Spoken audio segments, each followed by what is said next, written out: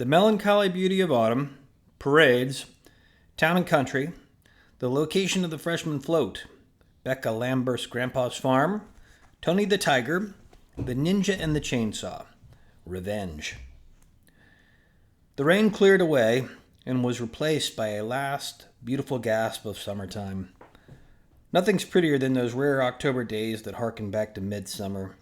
The edge of the sun's heat is gone and the humidity gone with it, leaving only the most pleasant kind of warmth. The days feel ticklish almost.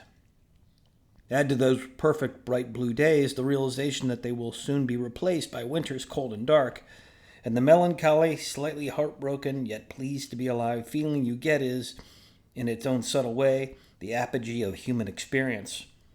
Also, October is a great time of year to egg people's houses, or their floats as the case may warrant. Homecoming was taken seriously at my high school. Football wasn't. Our teams were only rarely any good. But the boys in the helmets and pads were under pressure to win at least one game a year. That game was homecoming. People who lived in Penn's Gap spoke of town and country. You either lived in one or the other. And in town, everybody loved a parade. The brick streets overarched by ancient oaks and maples and the big old limestone courthouse with its surrounding green lawn, perfect for spreading a blanket and having a picnic, seemed built for them. And thanks to the farmers living in the country, there was no shortage of flatbed trailers covered with kids and floats to drag under those trees and around that square. There was also no shortage of antique tractors to pull those burdened flatbeds at precisely the speed of the high school marching band, which led all the parades as an unwritten rule. There was the 4th of July parade, the Memorial Day parade, the Christmas parade with Santa riding in his sleigh at the end. We had parades for holidays I didn't know existed, but there was no parade like the homecoming parade. School slowed down during homecoming week. Only the grouchiest and bitterest teachers assigned homework or gave tests. It was understood that we would be busy that week. Aside from the members of the football team who would grind through practice until dark every night in hopes of avoiding a homecoming embarrassment, we had our class floats to build, and the other classes' floats to attempt to destroy. But I get ahead of myself. Coach lectured on peaking and tapering that Tuesday of homecoming week. He didn't believe in either. We were bending into the climax of our season. Our conference meet was Saturday, and our sectional, which was the beginning of the state tournament, was just over a week away. Coach was sure some of us were waiting for him to back off on our mileage and effort. It wasn't going to happen. Tapering, he said, and he spat out the word like it tasted bad in his mouth, is an act of pure superstition. It reeks of a fragile mind. Now I loved how overwrought Coach got for his Tuesday sermons. Whereas before I found myself impatient, angry, and doubtful as I sat listening to him on that hard wooden bench down in the musty locker room, I now found myself charmed by his insight and wit. Whereas before I had seen him as less than he was, I now saw him as better than he himself did. It wasn't just that I felt sympathy for him, I actually believed in him. The truth of the body when you feel yourself getting stronger is a powerful thing. He had changed me through his workouts in a physical way, a way I could see in the mirror after showering in the morning. My body was now lean and hard. However, I was having trouble focusing on this particular lecture. The hawks and eagles kept prodding all us bluebirds. Every time Coach turned his back to us to write something on his board, they jabbed and whispered. They were after information, and they all wanted to know the same thing. K1, Bowden leaned into my shoulder and whispered, "Where's the freshman float going to be?" "What do you want to know?" I whispered back. "No reason," he said, his big Adam's apple bobbing in his throat. "No reason in particular." For the first time ever, I didn't trust Bowden. Even that morning Squid had been duct-taped, the morning of the hares and the hounds. Bowden's demeanor had been direct and forthright. He was going to tape someone to a tree if he could catch them, and that was that. But the smile on his face now suggested deception at hand. Like most honest people, Bowden was no good at lying. Swart went right to the weak link among us freshmen. As Coach went on about training through sectionals, how our bodies were thriving on the work we did each day and the insanity of changing anything, Swart keyed in on Popeye. Popeye's squinty eye shut completely when he listened hard, and it was shut as he leaned over toward Swart. When Swart leaned away, Popeye smiled and nodded. Sure, he knew where the freshman float was being built. And then he began to draw an invisible map on the palm of his hand with his index finger to show Swart exactly where it was. Thankfully, Coach noticed and cut him off. Hey, Popeye, Coach said, abruptly ceasing his lecture. What you doing? Popeye looked around, his hand still flat out in front of him. He glanced at Swart next to him. Swart stared at Popeye as if he had no idea what the goofy dork was doing with his hand stuck out like that. Then Popeye looked around the U of benches at all of us. Me?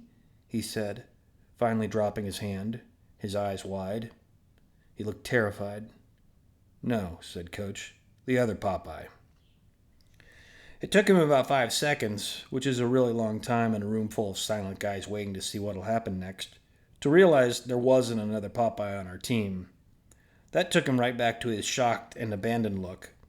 It was one of his 3 expressions, the other 2 being goofy laughter face and mouth breather daydreamer.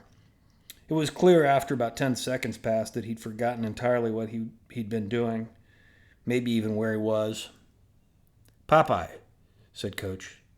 Yeah, responded Popeye. Just shut the hell up.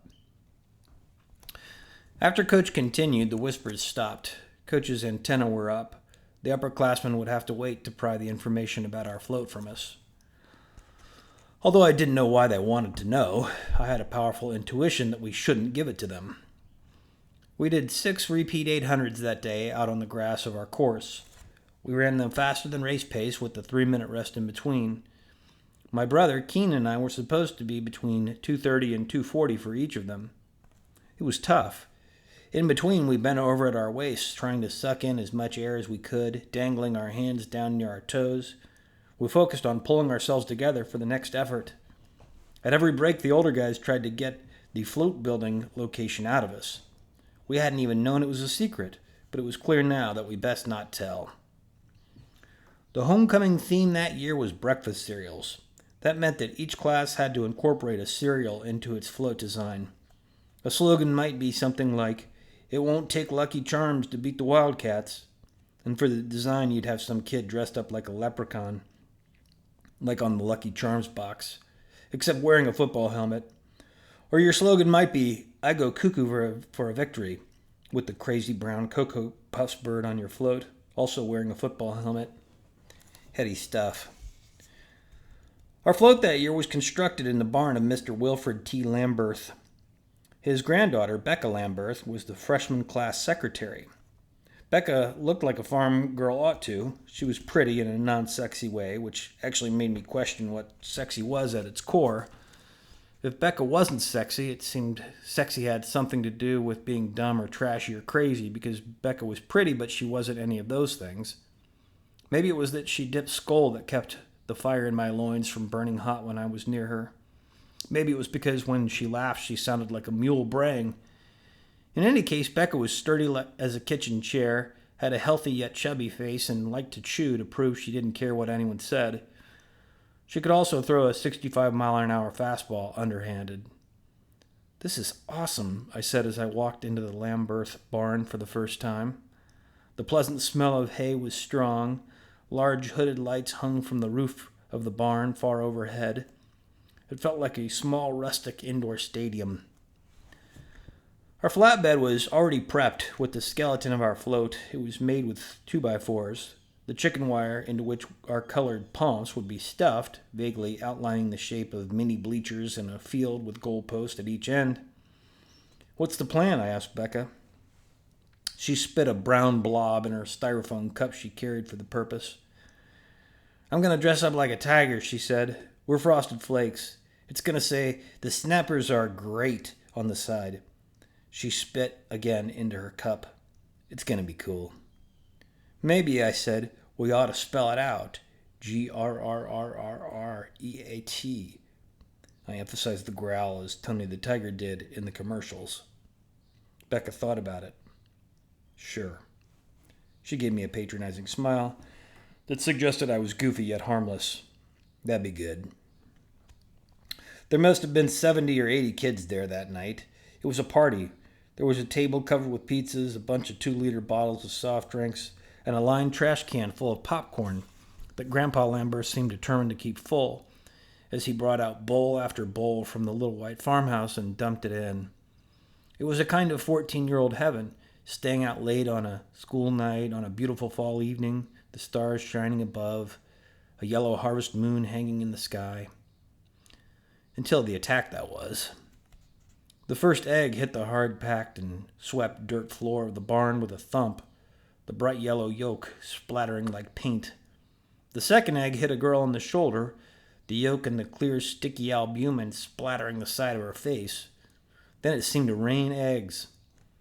Pandemonium ensued when the maniacal buzzing of a chainsaw fired up. We ran and hid, leaving the barnyard empty. The kid who ran into the barn with the chainsaw wore a black ninja suit, his face obscured by a black mask and hood. His appearance suggested thickness and stealth, except for his shoes, which were big, clunky Nike basketball shoes, Air Force Ones. And of course there was absolutely nothing stealthy about his weapon of choice. As he cut into our float, buzzing right through the goalpost and destroying the chicken wire sculptures we'd crafted, eggs flew in from the darkness surrounding the barn and provided cover. I can't imagine anyone rushing out to try to stop him, however. He had a chainsaw, for crying out loud. Our float was in shambles when he finished. It looked like a shipwreck.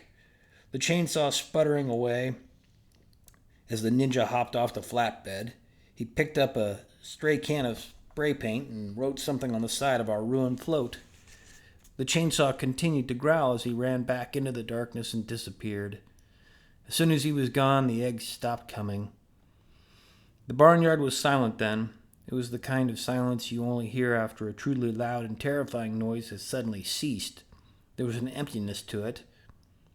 We freshmen slowly made our way back to inspect our ruined float. Becca picked up half a goalpost. "He did a good job," she said.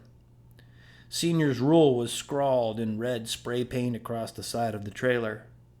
"I know who did this," said Leonardo quietly. I knew who did it too, but that didn't mean I intended to tell anyone, or do anything about it for that matter. Leonardo, however, was made of sterner stuff than me.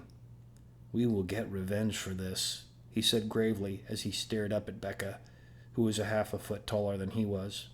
"I promise." "That's what I'm talking about," said Becca. She spit in her cup for emphasis.